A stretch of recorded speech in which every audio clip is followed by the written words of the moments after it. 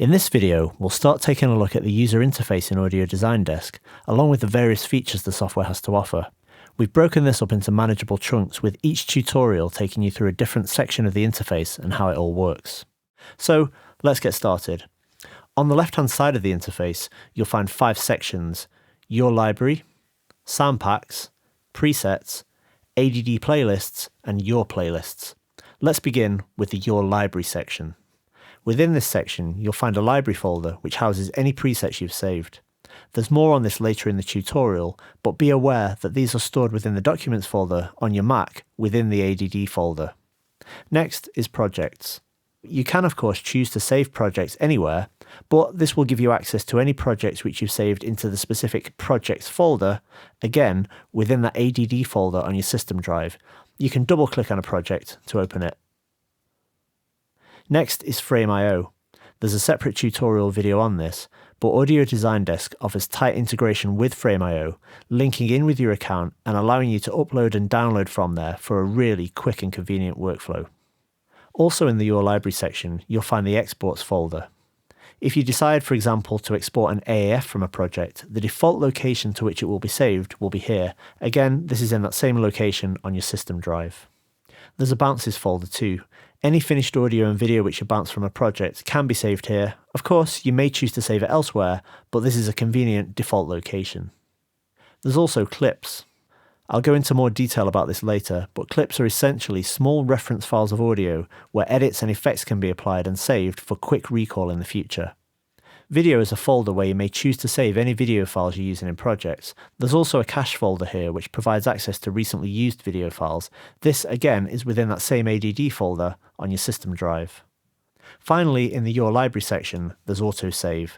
Audio Design Desk automatically saves projects in the background every 30 seconds. This can be changed in preferences if you prefer. Next, let's take a look at sound packs. Audio Design Desk includes over 20,000 sounds. You can see that I already have various packs installed. These can be downloaded and installed via the Sound Pack Manager. You can access this from the Library menu, or from the arrow button at the top of the Sound Packs section. In the All section, you'll see a list of the various sound packs available. If you're on the Produce plan, you can download and install them in AAC format. The professional version of Audio Design Desk also allows you to access the WAV versions. It's worth checking back here every so often because new packs do get added on a regular basis. In fact, here's one I don't have yet, so I'll click Install on the WAV version. The file size of some of these sound packs is quite large, so I've chosen to download and install these to an external hard drive. Once installed, you'll see a full list of everything here. You could manually browse through these by clicking on the sound pack and then going into the individual folders and just browsing around, but a much quicker way to find stuff is to go to the Search tab and choose a category, subcategory, and if required, a type and subtype, and you'll see the filtered results in this list below.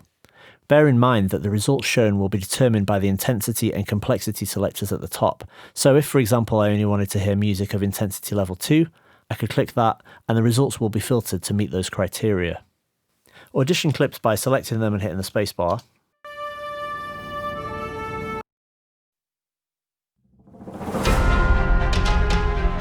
Once you find something you like, you can add it to your timeline either by dragging and dropping it, or with the sound selected here, hitting Shift Return. And as you can see, that's now been added to my timeline.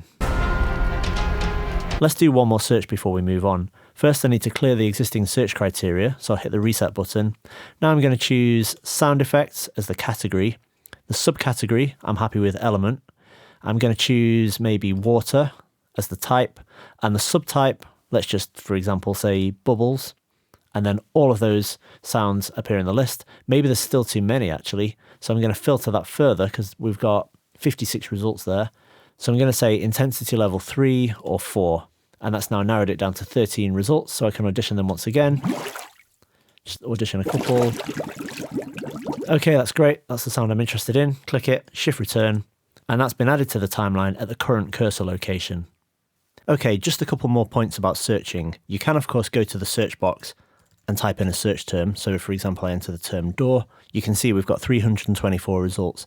That's quite a few, so maybe I want to add additional search terms. You can separate the terms with a comma. So, for example, I put a comma and then maybe the word close. Now it's filtering them again, and we've got 127 results. And maybe I also want it to be just wooden doors. So let's type in comma wood. And now we have 41 results, which meet all of our search criteria. Maybe you also want to exclude a search term from the results. So to do that, I'll just add an additional one, but add a minus before it. Let's type the word cabinet. It's filtered it down further, and now we have just 31 results, which meet the search terms door, close, wood, but don't contain the word cabinet. And one final really useful feature in the search area is the keywords drop down. So you can see these are alphabetical. So for example, I could choose a term. Let's choose explosion. We've got 221 results. You can choose whether this is an and or an or search. So if I leave this on and I add additional terms, it will find things which meet all of those criteria. So now you can see 21 results. That's it for this tutorial. In the next one, we'll start by taking a look at the presets function.